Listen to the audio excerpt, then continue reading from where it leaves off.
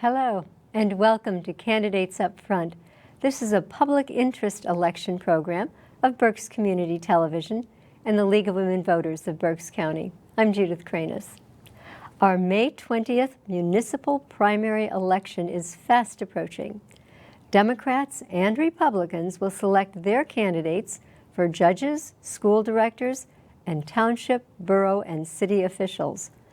This is the election where Democrats and Republicans choose the candidates who will represent them on the November ballot. However, when there is a question on the ballot, as there is in the Kutztown School District, all registered voters in that district vote on the question. It's not just Democrats and Republicans. Any registered voter should come and vote. To check your voting status, you can go online to vote.pa.gov.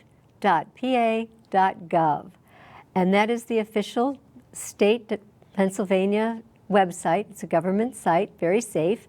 And there you can register to vote. You can change your party. You can locate your polling place, or you can apply for an absentee or mail-in ballot. And the deadline to register is May 5th. The deadline to apply for a mail-in ballot is May 13th. Now, the League, in its part, is interviewing those candidates who want to be interviewed in the contested races. For each race, the candidates will get the same basic questions and have the same amount of time to answer them. Let's begin. Hello, I'm Judith Cranus. I'm a member of the League of Women Voters of Berks County. The office we're featuring today is Reading City Council President. And let me give you the job description. The President of City Council is elected citywide and must be a resident of the city. The President presides at the council meeting and performs those duties needing to organize the council functions. She has the same voting power, though, as the 6 district council members. The President interacts with the mayor and the other government entities and represents the voice of council. This position is part-time, the term is 4 years, and the current annual salary is $8,750. Now, there are 3 candidates running for this position on the Democratic ballot, and they are Jamie Baez, Jr., Vanessa Campos, and Donna Reed. And you will choose, Democrats will choose one on their ballot. We have to remind you that each candidate's views are their own and not those of the League or BCTV. And today we're visiting with Donna Reed. Welcome. Thank you. I'm glad to be here. Thanks to the League and thanks to BCTV. It's good to see you again, Judith. Good to see you. Tell our viewers about yourself and why you're running, if you would. I guess I'm no stranger to the City of Reading and to City Council. I have served on council for the most part since 2002. Prior to that, City Planning Commission, and prior to my involvement in city government, 23 years as a reporter, editor, and columnist for the Reading Eagle. So the background I bring is I think an extremely comprehensive knowledge of the city of Reading, neighborhood by neighborhood, street by street, because between my media coverage and everything else that has been a big part of it. Educational background, American University, Washington, D.C., dual degree in political science and communications. Born and raised Muhlenberg, graduated Muhlenberg High School back in the day. And I have a strong affinity for the city. I made the decision years ago. My first husband and my current husband, we all decided different venues of time that we were going to live in the city of Reading because we believed in it. And that's, I think, very important. Mm-hmm. Is there anything else? We have a little more time left on that to tell us about. We've gone over your education and your background. And your motivation, I think, but is there anything else you'd like to tell us? Well, certainly I've seen a lot of iterations of council over the years, and the people I've respected most on that board, and it's been mostly people I respect, whether our positions agree or not. The people I've seen step forward, for the most part, there's been some exceptions, feel the calling to serve. For me, that was part of being a journalist, was being the eyes and ears of the public. Sort of segued senses to being the voice of the public as an elected representative. But it has to be a calling. I noticed, I have to do a quick correction on a salary, it's $6,000 plus. It's not 8,000 plus Oh. annually. So I can get you the exact figure. Oh, so I thank think you. it's like $6,800 a year. So you're not doing it for the money, because we had one councilman years ago who would break it down to what he earned and how many hours per week he put in, and we said, don't do that. You're doing it as a calling. Don't think of it, you're earning 10 cents an hour, you know? But the reality is, it has to be in your heart. If you're not doing it if it's not in your heart, then you're in the wrong place, because you hold the public trust and people expect you to do the right thing. Sometimes it may not seem to be the popular thing, but they expect you to look at every issue, to hear their concerns, but to look at it through the lens of comprehensive understanding, finding out the facts, and making decisions. All that's important. Can you tell us a little bit about the personal qualities that you bring to the job that would help you be effective? I have perseverance, or I wouldn't be sitting here again since 2002. I consider myself a very temperate person. I have a very long fuse, and I think that's important in government, because you have to hear everyone out. You have to understand the different personalities, because when you have 7 people sitting around a table, they're going to be all very different. And you're going to have some high tension issues that are going to come up, you know, that people are passionate about, equally so.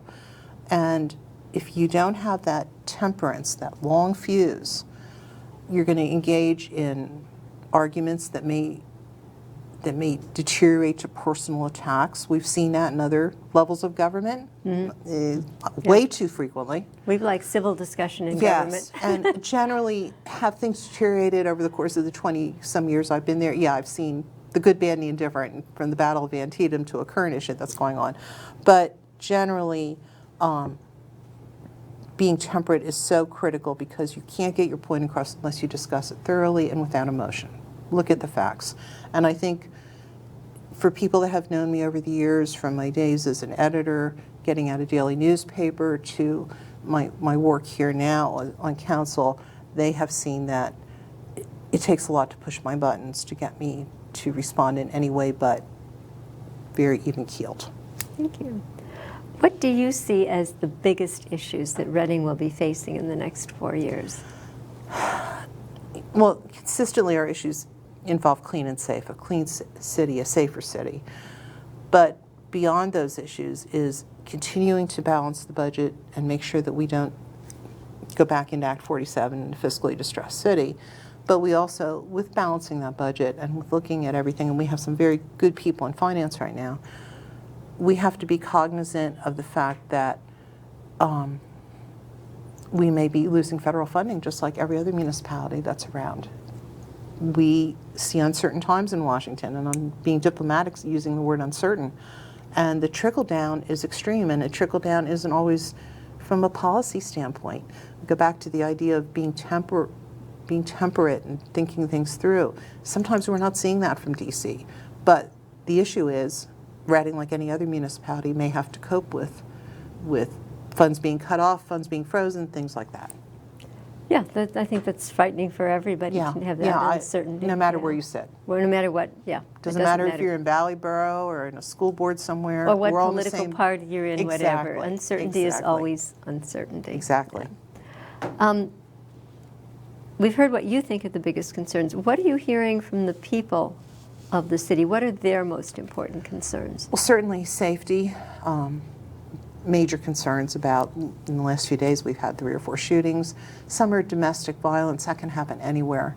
But concerns that those particular instances, when people don't know all the facts, then they become concerned about walking in their neighborhood, walking, dropping their kids off at school, all the things that we as human beings worry about and want to make sure we have a safe city. So I think that's the top thing, And also, and we were talking about this in here, our downtown development, parking is a nightmare in the city, not just in the neighborhoods, and we're trying to work on that with the stalls and the painted stalls for the cars, but downtown it's a nightmare, and it's killing economic development. And that's sad, because that economic development is what makes it live. Correct. It brings in tax dollars, brings in revenue. Workers. Going to a different phase of your work, council has to approve mayoral appointments. And what are the criteria you use?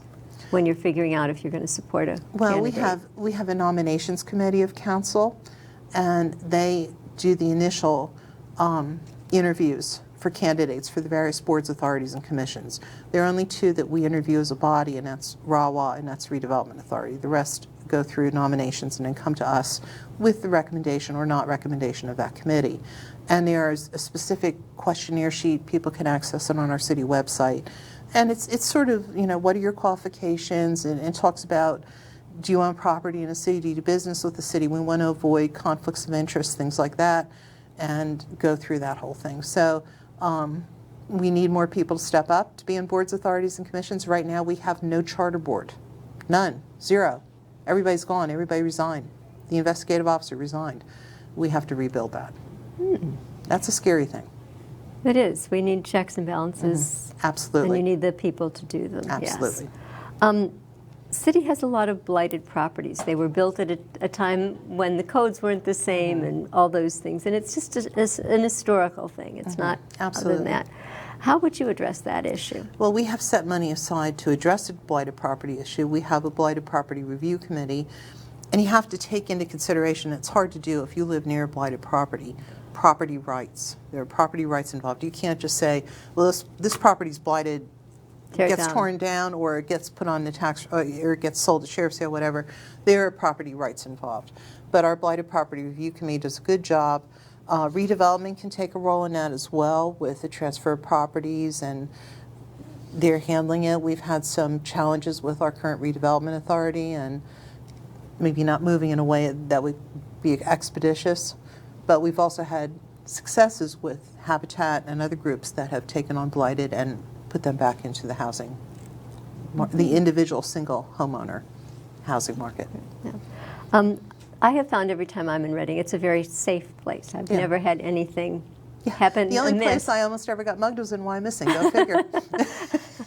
Well, malls are inherently used to be unsafe, but nonetheless. And that wasn't even a mall. But you mentioned there are those domestic violence, there are things related to drugs, gangs. There could be disagreements that get people thwarted. What can the city do to thwart that kind of violence? You know, it's hard to get into individual people's households. That's We don't very know hard what's to do. happening And inside, so yeah. hence domestic violence. But you can be cognizant of something. If something doesn't seem right, say it. If there's concerns about things like drug dealing or other nefarious activities in your neighborhood, Crime Alert Berks County is a great source. You can send in a tip, you can text a tip, you can call a tip, and with that, you're anonymous. But that can so much help the police departments, not just in Reading but elsewhere, with their investigations. It can cut the time down, it can give them accurate information. But our police force, I have to give kudos, they're really working hard on community policing, and we do have social service officers now who can help people. De-escalate. Yes. I think it's So the efforts are there. The efforts are there. We can talk about budgets. Everybody's favorite thing to have Oh, to it deal is. with, right? Yeah. We know the decisions are hard. Services that people enjoy, like parks, and Reading has lovely parks, good libraries. Sometimes those are underfunded, so the things people actually need, like police and street repair, can be properly funded. How do you prioritize those spending issues when you're voting on a budget? That's why we start working on it in July.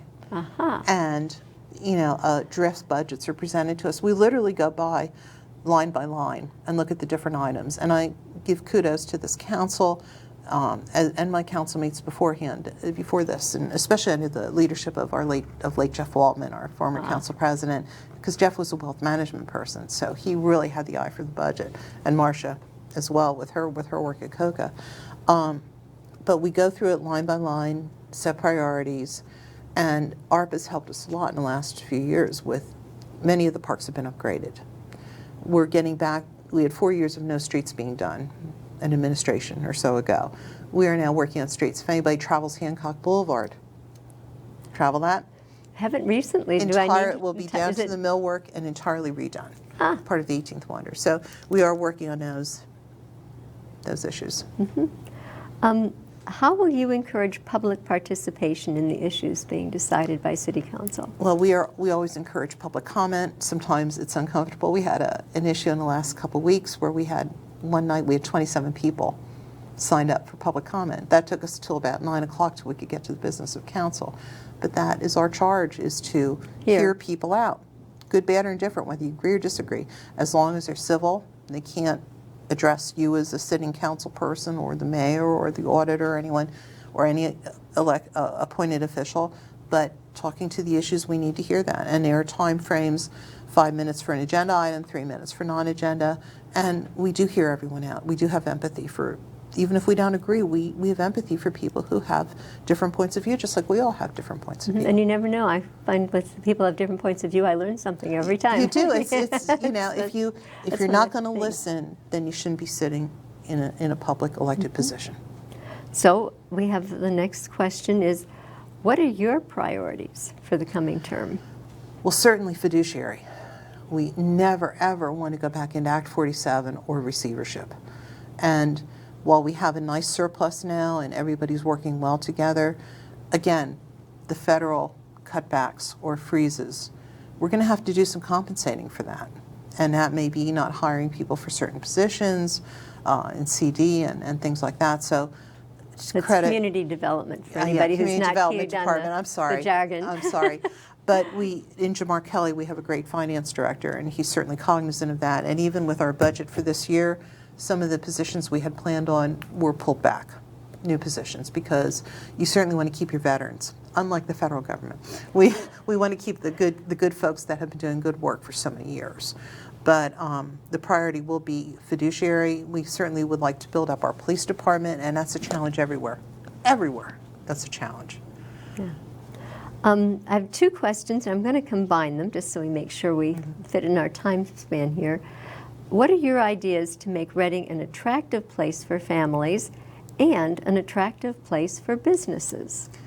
Well, for families, encouraging home ownership, working with entities like NHS, Neighborhood Housing Services, Habitat for Humanity, other groups and there's private flippers who are doing a good job and bringing homes back to single-family homes, encouraging young folks to look at those as an option, that they can raise their families, they can have a playground nearby. Home ownership will help build up more stable communities. So with the work of nonprofits and for-profit flippers, I think that's going to really help the city become more attractive. Plus, we also obviously have the parks that we're improving with the ARPA funding and other capital funds. We have a great capital projects manager in David Onspach who has been doing great work, and we've all been working well with him. Pagoda's next up there in line. But the city is a beautiful place to live. Lots of pockets of greenery for people to enjoy. But as we improve house by house, take away some of the conversions, go back to the original single-family home concept, that's going to make it better for everyone, stability, as well as hopefully ease parking a little bit in some of the neighborhoods. And the business part of that? The business part is, and we see this downtown, you've got to have a strong downtown core. Working with Philly Office Retail and the city-owned properties of 5th and Penn, we should be seeing a difference there. But we have to figure out a way that parking is easier and more friendly for people, because in the last few months we've lost a couple of key businesses on Penn Street. You can see it when you drive by. And I know in one case parking definitely was an issue that the person decided just had enough. I can't have the customers come in, buy something, but then have to spend another $35, $45 on a parking ticket for when they came in to buy a piece of apparel or something, or go for a nice lunch. So parking is absolutely critical. And how are you financing your campaign? Well, it's interesting because the last run, which was to finish up the rest of Jeff's term, when we lost Jeff in 22, I finished up the rest of his term, and with the 2-year term, I spent for the general election about $150 because part of that time I was recuperating from a lethal reaction to a drug because of cancer treatment I was undergoing at the time, and amazingly won decisively, spending $150 and part of that time in medical ICU. This time around it's a different kind of campaign. Major concerns on the part of many people that experience is absolutely a requisite, which is something I bring to the table. Again, looking at the federal cutbacks, looking at the situation we're in now with CRIS. We need to have strong people supporting CRIS. That's going to be a change agent for the city, you know, with the development You're of... going to need to tell us what CRIS is. CRIS is a special designation we receive from the state wherein different areas of the city are earmarked for development, and there are tax incentives involved. It's a little bit complicated, but it's absolutely critical. A lot of the downtown, we go out to the Glidden, the former Glidden area, but you're going to have seasoned people leading the way and working with state officials and the business community. So there will be, you know, there is financing for this campaign. It's all very transparent. People will see where it comes from, but consistency and time up, I think, as I'm looking at Bill. I think we have about 30 seconds for a closing statement, but you know, after the election is over, we can talk more about that on one of our regular monthly programs. Sure, absolutely. I think that would be important. So I know you've seen me be here before. You've seen me asking for your vote before. I'm doing this because I love the city. I believe in the city. The future of the city is both universal for me because of the people who live here, but it's also personal because my grandchildren are being raised here. And I want the city to be a better place. I didn't feel I could step away and justify what I thought could occur without some seasoned leadership at the head of council. So I look forward to your support. I look forward to working with our council staff, with the administration, not being yes people, not being a yes person, but asking the questions that need to be asked so that we can move the city forward in a respectable and decent manner. Thank you, Donna, Donna Reed, for sharing your views with us. And I need to remind our home viewers that there are there's another candidate for council president on the ballot. Actually, there are two, yes. Vanessa Campos and Jamie Baez Jr. I think I've got those right. Okay. Yep. You'll find the interviews for all of them on BCTV and its website and YouTube page. And if you want more information on more candidates, go to the League's online voters guide, vote411.org. Thank you for watching Candidates Up Front.